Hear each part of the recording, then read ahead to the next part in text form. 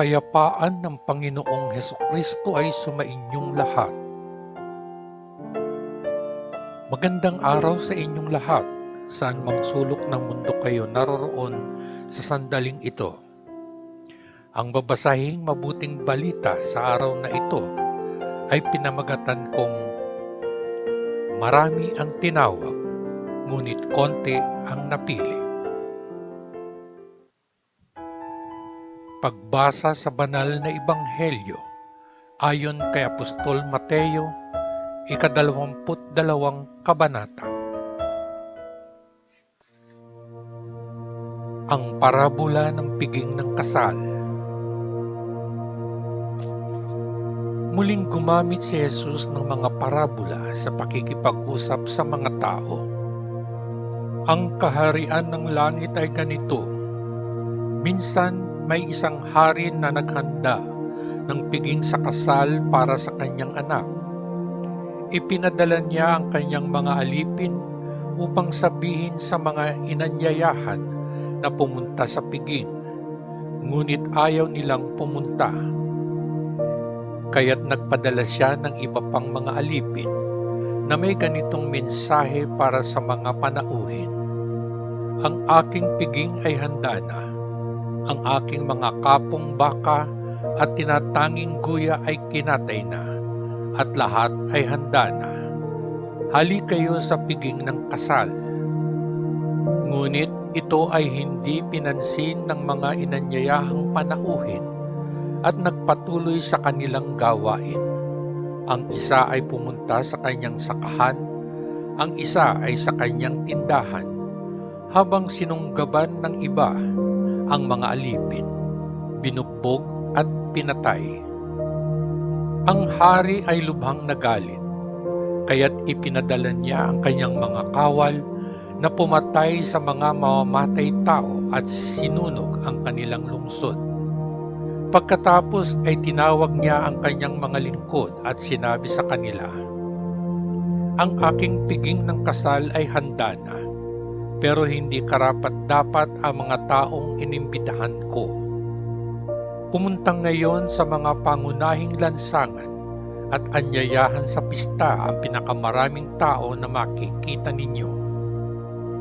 Kaya't ang mga alipin ay lumabas sa mga lansangan at tinipon ang lahat ng mga taong kanilang nasumpungan, mabuti at masama, at ang bulwagan ng kasalan ay napuno ng mga tao.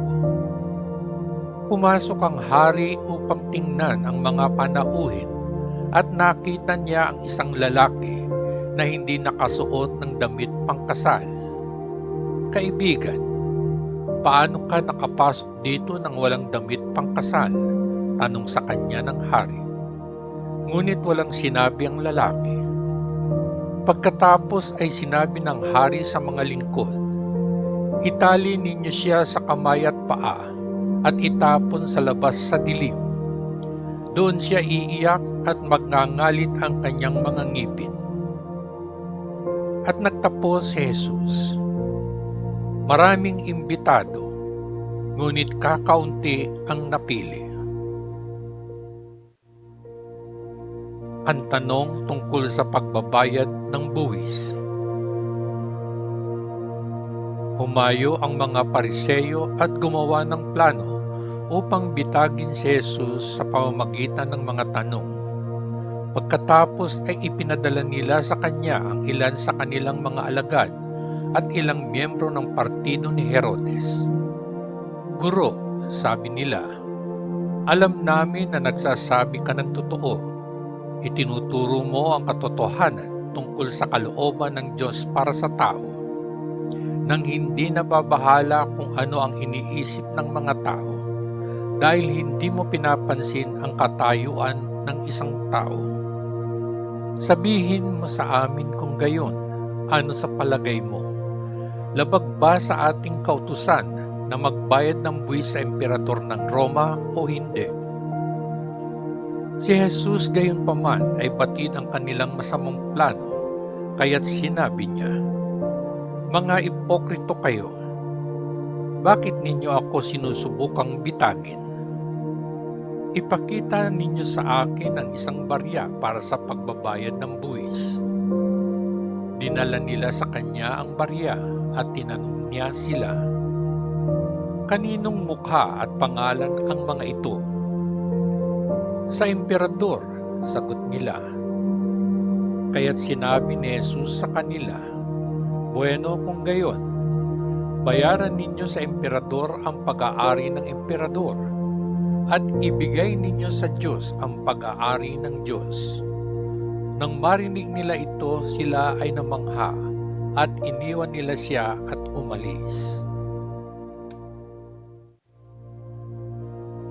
Ang tanong tungkol sa pagbangon mula sa kamatayan. Noong araw ding iyon, lumapit kay Jesus ang ilang Saduseyo at sinasabing hindi na babangon ang mga tao mula sa kamatayan. "Guro," sabi nila, "sinabi ni Moises na kung ang isang lalaki na walang anak ay namatay, ang kanyang kapatid na lalaki ay dapat pakasalan ang balo, upang sila ay magkaroon ng mga anak na may ituturing na mga anak ng namatay na tao. Ngayon, may 7 magkakapatid na nakatira dito. Ang panganay ay nagpakasal at namatay na walang anak.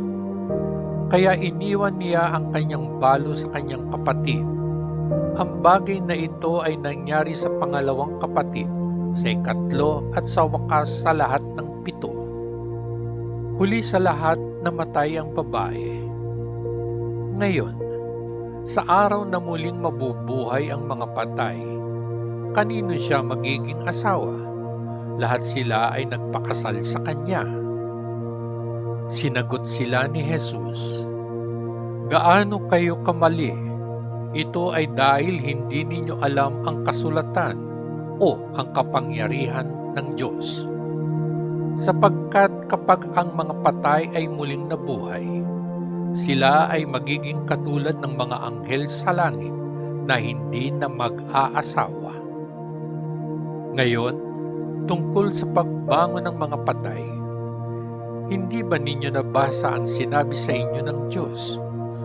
Sinabi niya, 'Ako ang Diyos ni Abraham, ang Diyos ni Isaac, at ang Diyos ni Jacob.'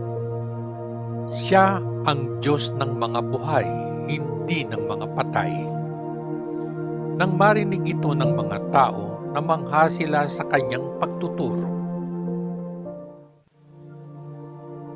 Ang dakilang utos. Nang marinig ng mga Pariseyo na pinatahimik ni Jesus ang mga Saduseyo, nagtipon sila at isa sa kanila, isang guro ng batas, ay sinubukang bitagin siya sa pamamagitan ng isang tanong. "Guro," tanong niya, "alin ang pinakadakilang utos sa kautusan?" Sumagot si Jesus, "Ibigin mo ang Panginoon mong Diyos ng buong puso mo, ng buong kaluluwa mo, at ng buong pag-iisip mo. Ito ang pinakadakila at pinakamahalagang utos. Ang pangalawang pinakamahalagang utos ay katulad nito: ibigin mo ang iyong kapwa gaya ng pagmamahal mo sa iyong sarili." Ang buong kautusan ni Moises at ang mga turo ng mga propeta ay nakasalalay sa 2 utos na ito. Ang tanong tungkol sa Mesiyas. Nang magkatipon ang ilang Pariseyo, tinanong sila ni Jesus, "Ano ang palagay ninyo tungkol sa Mesiyas? Kanino siya inapo?" "Siya ay inapo ni David," sagot nila. "Bakit naman?" nagtanong si Jesus. "Binigyang sigla ba ng Espiritu si David na tawagin siyang Panginoon? Sinabi ng Panginoon sa aking Panginoon, 'Umupo ka rito sa aking kanang bahagi hanggang sa ilagay ko ang iyong mga kaaway sa ilalim ng iyong mga paa. Kung gayon, kung tinawag siya ni David na Panginoon, paanong ang Mesiyas ay magiging inapo ni David? Walang sino man ang nakapagbigay kay Jesus ng anumang sagot, at mula sa araw na iyon ay walang nangahas na magtanong pa sa kanya. Ang mabuting balita ng ating Panginoon. Salamat sa Diyos Ama sa langit, sa ngalan ng Panginoong Hesukristo na ating manunubos. Amen. Amen. Amen. Peace.